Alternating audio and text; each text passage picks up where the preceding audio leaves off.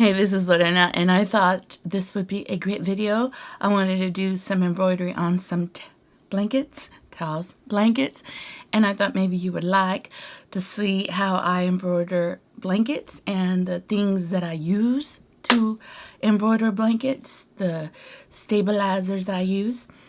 I just thought this would be a fun video, taking you with me in the process of embroidering some blankets and kind of showing you how I do them.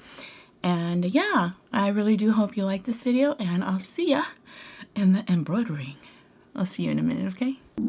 So when you're doing embroidery, there's only really 2 stabilizers that you're going to need, and sometimes you're just going to need one, just depending on the kind of fabric you're doing embroidery on, especially like on blankets, because there's some fabrics that have a lot of loft in them and some of them that are woven. And so based on those kind of materials is how you make a decision on your stabilizer. So you need a water soluble, and this is what it looks like. Usually I use this on the top of all my blankets or towels when I'm doing embroidery work for clients. And you need a tearaway stabilizer. And I just got this, I believe, at Amazon. It was a pretty thick roll. I got it for like, I think, $25 on Amazon. And yeah, it tears away.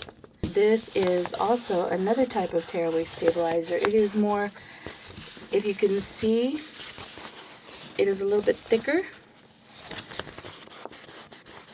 and a little bit softer.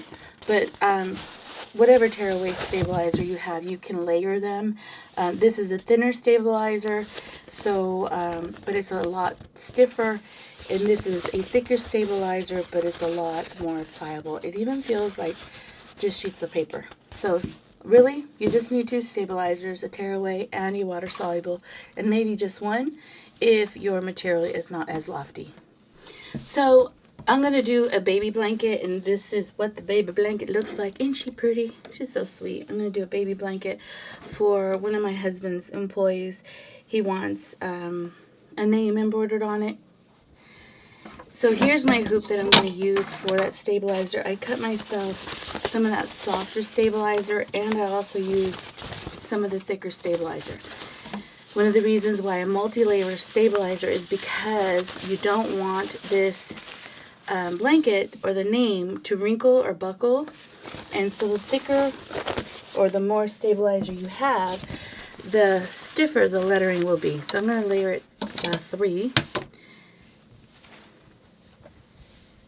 and I'm going to put this in a really pretty corner, just like that. Now this is a furrier, is that a word? Furrier. This is a plushier blanket. So I am going to use a water soluble stabilizer so that when it embroiders the top of it, the stitch doesn't get lost into the loft. This as my guide to make sure that it's in the corner. Now if this isn't laid perfectly, it's fine. Tighten it. There it is, 3 layers. And like this. And let me share why I use 3 layers, because I don't want it when it's washed for the embroidery to buckle in. I don't know if you've ever seen that. The more stabilizer that you have, the better. And with tearaway, you want to have a good amount of stabilizer because it maintains the lettering and kind of stiffens it a little bit to give it a little bit more body. I wanted to also show you this blanket. This has a lot of wovenness on it. Do you see how it's woven? If you see it here, the black you probably can't see as well. There you go, you can see it. Because of that, even though it's not very plush, you are still going to need, I already did my stabilizer, you are going to need to put some water soluble up here. The way I do this one, I just pin it, okay? Here where it's not on there, it kind of just falls and caves into the material. That's why you want the water soluble. This is what this looks like, and the water soluble I just pull off. And this other water soluble, you could either scratch it off, or in a minute I'm going to get water and it just dissolves. This is what it looks like. I don't take both layers off at one time. I take off one layer at a time because you can rip the blanket.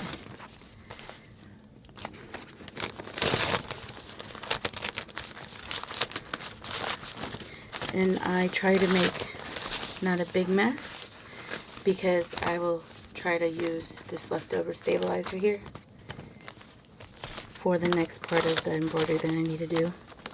And then I try to pull off as much as this tearaway as I can and get into the lettering. And once they wash the blanket, this just starts to peel off. And this is what the underside of that baby blanket looks like. That much water soluble, and it kind of, the stitch kind of got lost in the fur, and here the stitch is on top of the fur.